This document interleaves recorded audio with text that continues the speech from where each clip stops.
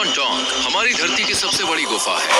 ये गुफा इतनी विशाल है कि इसमें अपना खुद का पूरा इकोसिस्टम है, यानी इसका अपना मौसम है। सैकड़ों मीटर नीचे जैसे आमतौर पर आसमान में बादल बनते हैं, वैसे ही बादल इस गुफा के अंदर भी बनते हैं। सॉनडोंग गुफा के अंदर धरती की सतह से गहराई में एक अनछुआ पुराना रेन फॉरेस्ट और एक विशाल अंडरग्राउंड नदी भी है। दोस्तों, यहाँ ट्रांसपेरेंट मछलियों से लेकर रंग बिरंगे बंदरों तक 250 से ज्यादा अनोखे पेड़ पौधे और जानवरों की प्रजातियां पाई जाती हैं। हाल ही में यहाँ 7 नए जीवों की खोज हुई है जो सिर्फ इसी गुफा में मिलते हैं। ये गुफा 9 किलोमीटर लंबी है और इसका कुल आकार 38.5 मिलियन क्यूबिक मीटर का है। इसकी पैसेजेस इतनी बड़ी है कि इनके अंदर एक 40 मंजिला इमारत भी समा सकती है। यहाँ के विशाल स्टेलेग्माइट्स प्राचीन शहरों के टावरों की तरह ऊपर उठे हुए हैं। इस गुफा के अंदर चलते हुए इंसान खुद को एक छोटे से कीड़े जितना महसूस करता है। क्या कोई पत्थर खुद ब खुद हिल सकता है? सॉनडोंग में ऐसा होता है। यहाँ फाइटोकास्ट चट्टानें पाई जाती है जो ऑर्गेनिज्म जैसी लगती है और सूरज की रोशनी की ओर धीरे धीरे बढ़ती हैं। इसके अलावा यहाँ रेयर गुफा की मोती और कई अनोखी फॉर्मेशंस भी मिलती हैं। करीब 30 लाख साल पहले बनी ये गुफा दुनिया के लिए पूरी तरह से अनजान थी। किसी को इसके बारे में जानकारी नहीं थी जब तक कि वियतनाम में 2009 में इसके बारे में पता नहीं लगाया गया। और अब वक्त आ गया है कि आप पृथ्वी की सबसे विशाल गुफा को देखें। सुरक्षा और पर्यावरण संरक्षण के कारण यहाँ किसी को अकेले जाने की इजाजत नहीं है। इस अभियान का संचालन सिर्फ ऑक्सलाइज नाम की एकमात्र ऑथराइज्ड एजेंसी करती है। सॉनडोंग तक पहुँचने के लिए हमने 9 घंटे जंगल में ट्रैक किया और अब हमें इन गुफा से गुजरना होगा जो दुनिया की तीसरी सबसे बड़ी गुफा है। ये गुफा दुनिया की सबसे बड़ी गुफा सॉनडोंग का गेटवे मानी जाती है। दोस्तों, इस सफर के लिए पूरी तरह तैयार होना बहुत जरूरी था, इसलिए निकलने से पहले हमने सॉनडोंग और उसके आसपास के इलाके के बारे में इंटरनेट पर गहराई से रिसर्च की ताकि हमें हर जरूरी जानकारी पहले से मिल जाए। अब हम गुफा के अंदर बने बीच की तरफ बढ़ रहे हैं। सदियों से पास की नदियों का पानी धीरे धीरे इस गुफा को काटता है और आकार देता रहा है। इस गुफा की छत 145 मीटर ऊंची है और इसकी चौड़ाई 200 मीटर है। बाहर के मौसम में ये खाली जगह पूरी तरह से देखिए पानी में डूब जाती है। वाकई में सच में वो जो ऊपर बास्केट अटकी हुई है उससे अंदाजा लगा सकते हो कि पानी का लेवल कितना ऊंचा चला जाता होगा। हमारे सामने एक शानदार झील थी और उसमें छलांग लगाने से खुद को रोक पाना नामुमकिन था। जैसे ही शाम ढलती है गुफा के अंदर सिर्फ चिड़ियों की आवाज गूंजने लगती है। इन पक्षियों की टांगें बहुत छोटी और कमजोर होती है, इसलिए ये जमीन से उड़ान नहीं भर सकते। इन्हें उड़ने के लिए ऊंचाई से कूदना पड़ता है। अगर ये कभी जमीन पर फंस गए तो इनकी मौत तय होती है। ये चिड़िया अनलकी थी और बस अपनी मौत का इंतजार कर रही थी। जैसे ही सूरज निकला हम सॉनडोंग की ओर बढ़ने के लिए तैयार हो गए। अगर इन गुफा को एक छोटा मोहल्ला माना जाए तो सॉनडोंग एक विशाल शहर की तरह है। अंधेरे की ओर जाना है। मैं सोच रहा हूँ कि सॉनडोंग में हमारा क्या इंतजार कर रहा होगा। हम जैसे ही आगे बढ़ते हैं जमीन पर दर्जनों झींगुर इधर उधर कूदने लगते हैं। जमीन पर सैकड़ों सालों से चमगादड़ों की बीट की परतें जमी हुई है। ऊपर अनगिनत चमगादड़ गहरी नींद में लटके हुए हैं, लेकिन कुछ जाग चुके हैं और ये लगातार हम पर गंदगी गिरा रहे हैं, इसलिए ऊपर देखना अच्छा आइडिया नहीं है। देखो मेरे हाथ का हाथ। हम ऐसे चट्टानी रास्तों से गुजर रहे हैं जो ट्रेवर्टीन जैसी दिखती है। लाइमस्टोन से बनी सीढ़ियां हमें सॉनडोंग की ओर जाने वाले रास्ते तक ले जाती है। वाह, यहाँ का नजारा कमाल है। दोनों तरफ से पानी नीचे गिरता हुआ दिख रहा है। इन गुफा ने हमें जंगल के बीच एक रात के लिए पनाह दी, लेकिन अब वक्त आ गया कि हम सॉनडोंग से मिले। ये मेरी ओर आने की कोशिश कर रहा है। तुम जानते हो ये मेरी ओर बढ़ रहा है। इसे पता है कि किससे चिपकना है। ये बहुत बड़ी है। हम जिस जमीन पर चल रहे हैं उसके नीचे 450 मिलियन साल पुरानी लाइमस्टोन की परतें दबी हुई हैं, जो इंसानों या यहाँ तक कि डायनासोर के अस्तित्व में आने से भी पहले बनने लगी थी। ये लाइमस्टोन कैल्शियम से भरपूर है जो लाखों साल पहले समुद्र तट में डूबे प्राचीन जीवों के खोल और कंकाल से बना है। वक्त के साथ ये धीरे धीरे दबते गए और चट्टानों में बदल गए, लेकिन कैल्शियम तेजाब में आसानी से घुल जाता है, इसलिए एसिड रेन धीरे धीरे इसे काटती रही और इसी से गुफाएं बनी। बारिश ने कैसे लाइमस्टोन को घोल घोल कर दुनिया की सबसे बड़ी गुफा बनाई। अब एक आखिरी मुश्किल चढ़ाई हमें सॉनडोंग के ग्रैंड एंट्रेंस तक ले जाती है।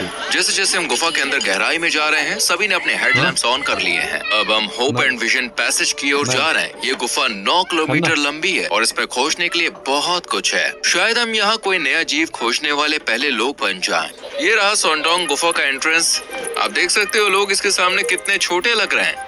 सिर्फ कुछ कदम अंदर आते ही हम हैरान करने वाले गुफा संरचनाओं से घिर गए हैं। मिनरल से भरपूर पानी छत और दीवारों से टपकता रहता है और धीरे धीरे समय के साथ एक खूबसूरत रिमस्टोन पूल्स बन जाते हैं। सबसे पहला जानवर जिसने हमारा यहाँ स्वागत किया वो एक झिंगुर है। हम बड़े बड़े पत्थरों के बीच से रास्ता बना रहे हैं। कुछ स्टैलेग्माइट्स बिल्कुल चमकते सफेद रंग के हैं क्योंकि इनमें खास प्रकार के खनिज मिले हुए हैं। ये तो डायमंड जैसा लग रहा है। हाँ वाकई सच में। ये ब्रॉन्ज कलर का विशाल स्टैलेक्टाइट है और ये जम चुके झरने जैसा लगता है। इसका ऑरेंज ब्राउन कलर इस बात का संकेत देता है कि इसमें आयरन या अन्य मिनरल्स मौजूद हैं जो लाइमस्टोन के साथ मिल गए हैं। कुछ स्टैलेक्टाइट्स टूट कर नीचे गिर चुकी है और जमीन पर बिखरी पड़ी है। वो जो बीच में दरार दिख रही है वो एक फॉल्ट लाइन है। ये धरती के टेक्टोनिक मूवमेंट्स की वजह से बनी है। सॉन्डोंग की साइज सिर्फ पानी के कटाव की वजह से नहीं बनी बल्कि टेक्टोनिक मूवमेंट्स के कारण बने दरारों की वजह से भी बनी, जिससे पानी और गहराई में जा सके। इस गुफा के इस हिस्से में एक बहुत बड़ी नदी है। अगर यहाँ गिरे तो तैर नहीं सकते, पानी का बहाव बहुत तेज है। भारी बारिश से यहाँ बहुत सारी नदियाँ भर जाती है और अब एक विशाल और तेज नदी इस गुफा के बीच से बह रही है। ये सब आखिर बना कैसे? हम तो गुफा के सैकड़ों मीटर अंदर हैं। यहाँ सूरज की रोशनी भी नहीं पहुँचती। भारी बाढ़ मिट्टी और पौधों के तनों को गुफा के अंदर ले आती है, इसलिए यहाँ एक अंकुरित बीज दिख रहा है। लेकिन बिना धूप के ज्यादा दिनों तक नहीं टिक पाएगा। बाढ़ के साथ स्पोर्स भी अंदर आ गए, इसलिए यहाँ मशरूम उग रहे हैं। यहाँ की नमी और अंधेरा इनके लिए परफेक्ट माहौल है। कल ही पानी यहाँ तक पहुँच गया था, इसके साथ बहुत सारा कीचड़ भी बहकर आया। ये तो अभी भी नया लग रहा है, जिससे पता चलता है कि यहाँ हाल ही में बाढ़ आई थी। अब हम होप एंड विजन पैसेज तक पहुँच गए हैं। ये गुफा का सबसे बड़ा हिस्सा है। मैं दुनिया के सबसे ऊंचे स्टैलेग्माइट के पास खड़ा हूँ जो 80 मीटर ऊंचा है। इसे इसकी ऊंचाई तक पहुँचने में करीब 8 लाख साल लगे क्योंकि छत से गिरता पानी धीरे धीरे मिनरल्स को जमीन पर जमा करता गया और ये विशाल स्टैलेग्माइट बना। ये इतना बड़ा इसलिए हुआ क्योंकि ये गुफा के उस हिस्से में बना है जहाँ छत की ऊंचाई 170 मीटर से ज्यादा और चौड़ाई 130 मीटर से ज्यादा है। यानी ये जगह इतनी विशाल है कि इसमें 40 मंजिला इमारत समा सकती है और एक डबल डेकर एयरक्राफ्ट आराम से उड़ सकता है। देखो दूर से पहले ही डोलाइन से रोशनी आ रही है दोस्तों, वहीं हमें जाना है। हमने जमीन पर बादलों जैसे सफेद धब्बे देखे। ये क्या है? मकड़ी का जाला। जब मकड़ी जाल में फंसे शिकार को महसूस करती है तो वो अचानक बाहर निकलती है, अपने शिकार को काटती है और वापस सुरंग में ले जाकर उसे खाती है। ये है सैंड टावर्स। जब ऊपर से पानी टपकता है तो कंकड़ के नीचे का हिस्सा बचा रहता है जबकि आसपास की मिट्टी धीरे धीरे घिस जाती है। आखिर में ये छोटे छोटे टावर जैसे दिखते हैं, मानो एक मिनी शहर हो। अगर ध्यान से देखो तो उस चट्टान के ऊपर एक इंसान खड़ा दिख रहा है। हमारा एक साथी जो काफी दूर है 60 मीटर ऊंची स्टैलेग्माइट पर खड़ा है। अब तक हमने गुफा में 3 किलोमीटर का सफर तय कर लिया है। यही हमारा कैंपिंग साइट है। सोचो यहाँ सोना और ये नजारा देखना कितना अनोखा अनुभव होगा। यहाँ से पहले डोलाइन का कुछ हिस्सा दिख रहा है। ये गुफा का बाहर का रास्ता लग सकता है, लेकिन असल में ये 2 बड़ी डोलाइंस में से पहली है और यहाँ से आगे का सफर और भी रोमांचक होने वाला है। गुफा के अंदर और बाहर के टेम्परेचर में अंतर की वजह से यहाँ कोहरा और बादल बनते हैं। इन बादलों के आगे का इलाका वॉच आउट फॉर डायनासोर्स कहलाता है। हम कल इसे एक्सप्लोर करेंगे, लेकिन अभी आराम करने का वक्त है। अब हम पहली डोलाइन की तरफ बढ़ रहे हैं। ये नया दिन है और आज हमें बहुत कुछ देखने को मिलेगा। चलिए चलते हैं। पहली डोलाइन तक पहुंचने के लिए हमें संकरे रास्तों से रेंगते हुए गुजरना होगा। बहुत संकरा रास्ता है। ये चिपचिपे धागे गुफा में रहने वाले कीड़ों के जाल हैं। ये कीड़े अपनी पूंछ से नीली हरी रोशनी निकालते हैं, जिससे उड़ते हुए कीड़े अट्रैक्ट होकर इन चिपचिपे धागों में फंस जाते हैं। जैसे कोई कीड़ा फंसता है, लार्वा अपने मुंह से धागे को खींचता है और शिकार को खा जाता है। ये लाइमस्टोन दक्षिण पूर्व एशिया का सबसे पुराना लाइमस्टोन है। इसकी उम्र 400 मिलियन साल से भी ज्यादा है। कुछ समुद्री जीव लाइमस्टोन का हिस्सा बन गए, जबकि कुछ मिनरल्स में बदलकर फॉसिल बन गए। जैसे कि देखिए यहाँ ये उदाहरण दिख रहा है। इस फॉसिल की डिटेल बाद में देखेंगे। हम लगभग पहुंच चुके हैं। सूरज! वाह, यहाँ छत से गिरने वाली पानी की बूंदों को जमीन तक पहुंचने में करीब 20 सेकंड्स लगते हैं। इस दीवार की ऊंचाई कितनी होगी? करीब 140 मीटर। यहाँ सब कुछ बहुत बड़ा है। अगर ऊपर देखो तो गुफा के खुले हिस्से के चारों ओर रेन फॉरेस्ट के पेड़ दिखते हैं, लेकिन इस वक्त हम अभी भी कई मीटर नीचे गुफा के अंदर हैं। ये छेद इसलिए बना है क्योंकि हजारों साल पहले सॉन्जोंग के अंदर बहने वाली नदी ने धीरे धीरे लाइमस्टोन को काटा और छत को कमजोर कर दिया। आखिरकार छत अपना भार संभाल नहीं पाई और गिर गई, जिससे ये विशाल छेद बन गया। सूरज की रोशनी ने यहाँ काई और एलजी को जीवन दिया है। दोपहर में हम दूसरी डुलीन की ओर बढ़ेंगे। वो पहली डुलीन से बिल्कुल अलग है। वहाँ आपको असली जंगल देखने को मिलेगा। गुफा की छत टूटने से धूप अंदर आने लगी और यहाँ एक नया इकोसिस्टम विकसित हो गया, लेकिन बाकी से अलग है। इसकी अनोखी परतदार बनावट झरनों की वजह से बनी है। ये जो आप देख रहे हैं ये फाइटोकार्स्ट फॉर्मेशन है। ये बहुत ही रेयर लाइमस्टोन फॉर्मेशन है जो काई, एल्गे और माइक्रो ऑर्गेनिज्म के साथ मिलकर बनती है और इसमें कैल्शियम कार्बोनेट भी जुड़ता है। इनका बनना बायोलॉजिकल और जियोलॉजिकल दोनों प्रक्रियाओं से होता है, इसलिए ये आधी लिविंग और आधी नॉन लिविंग मानी जाती है। यहाँ देख सकते हैं कि फाइटोकार्स्ट संरचनाएं कैसे सूरज की रोशनी की ओर बढ़ रही है, जैसे कोई हाथ अंधेरे से बाहर निकलने की कोशिश कर रहा हो। अंधेरे में 1 किलोमीटर चढ़ने और उतरने के बाद अपनी अगली मंजिल तक पहुँच चुके हैं। ये दूसरी जो लाइन है जो पहले से कई बड़ी है। वाह, ये तो कमाल का नजारा है। अचानक ऐसा लग रहा है जैसे हम किसी गुफा में नहीं बल्कि जंगल के बीच में आ गए हो। देखो यहाँ कितनी घनी हरियाली है।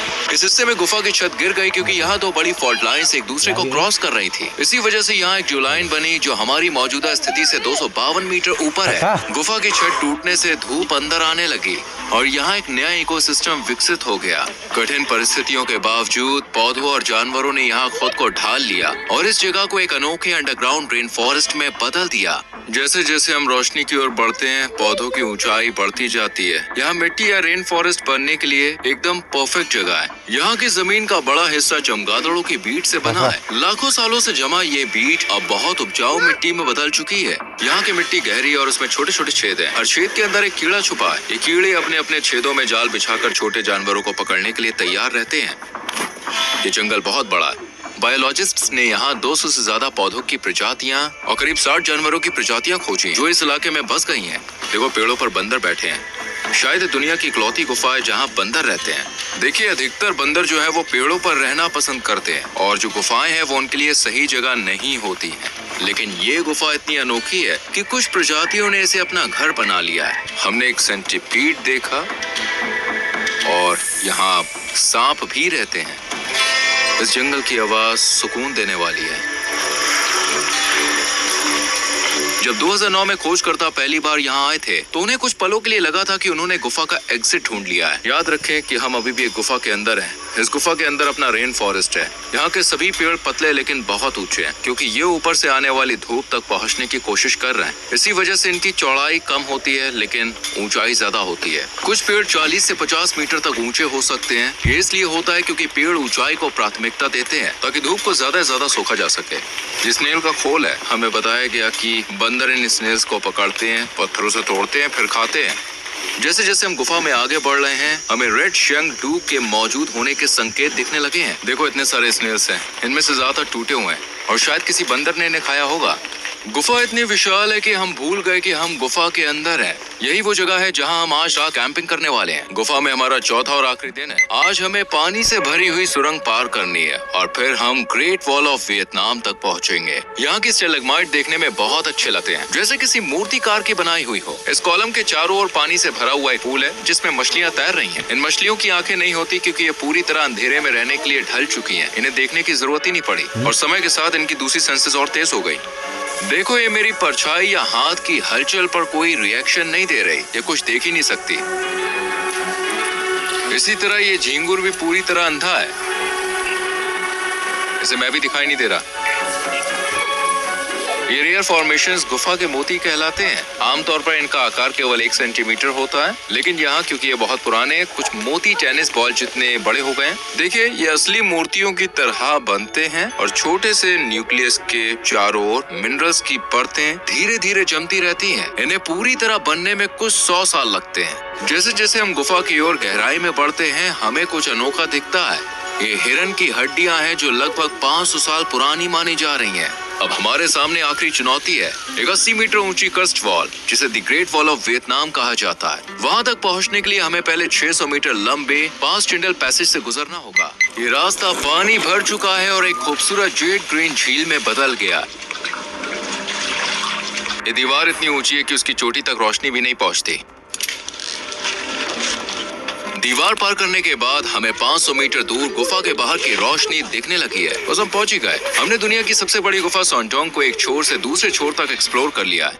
लेकिन चौथे दिन भी एक सवाल रह गया। जो फॉसिल हमने देखा वो आखिर किस प्राचीन जीव का था। अब मैं देखिए ओपेरा ब्राउजर खोल रहा हूँ और गुफा की वेबसाइट पर जाकर इससे जुड़ा हुआ आर्टिकल चेक कर रहा हूँ। यहाँ हमें उसी फॉसिल की तस्वीर और उसकी जानकारी मिलेगी। मैं कमांड स्लैश या फिर कंट्रोल स्लैश दबाकर एरिया खोलता हूँ। ये एक इनबिल्ट AI टूल है। आइए से कहें कि टेक्स्ट के मेन पॉइंट्स हाईलाइट करें।